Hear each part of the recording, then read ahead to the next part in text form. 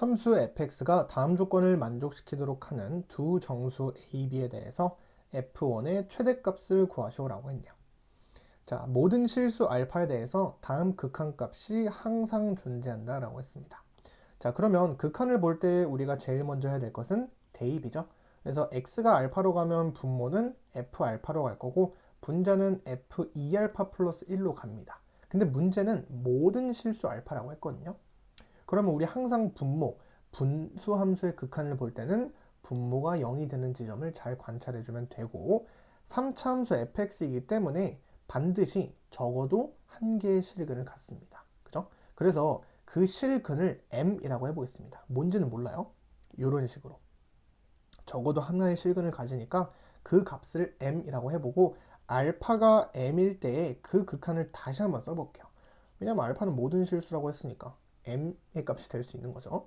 그래서 x가 m으로 갈 때 fx분의 f의 2x 플러스 1 이 녀석의 극한이 항상 존재한다고요. 그러면 이때는 어때요? x에다가 m을 대입하려고 봤더니 분모가 0으로 가잖아요. 아, 그러면 0분의 0꼴이 되구나. 부정형. 따라서 분자도 0으로 가야 된다. 그래서 분모가 0이니까 2m 플러스 1이라는 이 녀석도 0이 돼야 된다라는 겁니다. 자, 그럼 여기서 우리가 가정한 것은 지금 나머지 하나 모르는 실근을 m이라고 했어요. 근데 나머지 더 실근이 뭐 있을 수도 있고 없을 수도 있는데 그냥 하나만 가진다라고 생각을 해볼게요. 그랬더니 하나가 더 나왔죠. 그럼 여기서 우리가 생각할 수 있는 건 이 m이라는 값이랑 2m 플러스 1이라는 값이랑 같은지 다른지를 생각을 해봐야겠죠. 만약에 2m 플러스 1과 m이라는 값이 달랐다고 생각을 해볼게요. 그러면 넘겨보면 m의 값이 마이너스 1이 아니라는 거죠. 그러면 m이라는 값이랑 2m 플러스 1이라는 값은 개별 근이 된다라는 거예요. 서로 다른 근이 된다라는 거죠. 그럼 이번에는 알파의 값이 2m 플러스 1일 때도 그 극한은 존재해야 된다고요. 모든 실수라고 했기 때문에. 따라서 또 써보면 리미트 x가 이번에는 2m 플러스 1로 갈 때 이때도 fx분의 f에 대해서 2x 플러스 1이라는 이 극한이 뭔지는 모르지만 존재해야 된다고요. 그럼 마찬가지로 분모가 0으로 가니까 분자의 값도 0으로 가야 된다라는 거죠. 그럼 x가 2m 플러스 1이니까 f에 2를 곱한 다음에 1을 더해요. 그럼 4m 플러스 3이 되겠죠. 그럼 얘도 0이 돼야 된다라는 겁니다. 근데 우리의 전제 조건은 뭐였어요? m의 값이 마이너스 1이 아니라고 했거든요. 그러면 얘도 서로 다른 근이 되겠죠. 그럼 이런 식으로 가다 보면 어때요?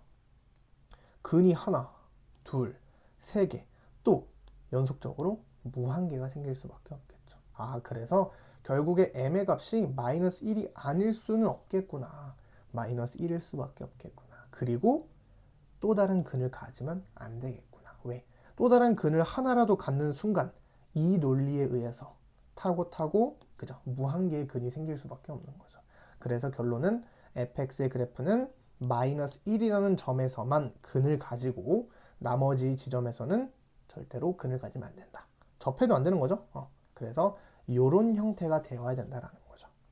그럼 fx를 우리가 마음대로 우리 식대로 한번 생각을 해보면 마이너스 1에서 근을 가지니까 fx는 x 플러스 1을 인수로 가지고 최고차의 개수가 1인 3차식이니까 x제곱 플러스 뭐 ax a가 있으니까 뭐 c라고 할까요? cx 플러스 그 다음에 상수항 정도는 4라고 했으니까 4 이렇게 쓸 수가 있겠죠.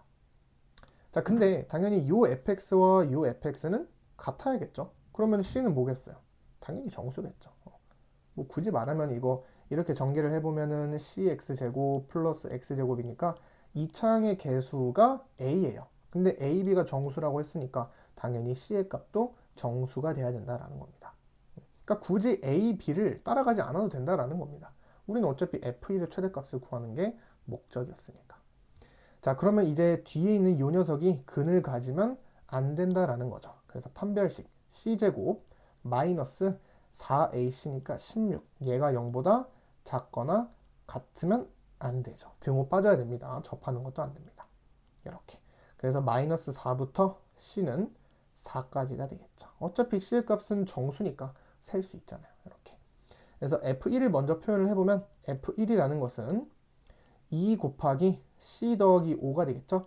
이 녀석의 최대를 구하라라고 했으니까 C가 몇일 때? 3일 때 최대가 되겠죠. 제일 클 때. 그래서 2 곱하기 5 더하기 3, 8이니까 8이 16이 최종적인 정답이 되겠습니다. 되겠죠?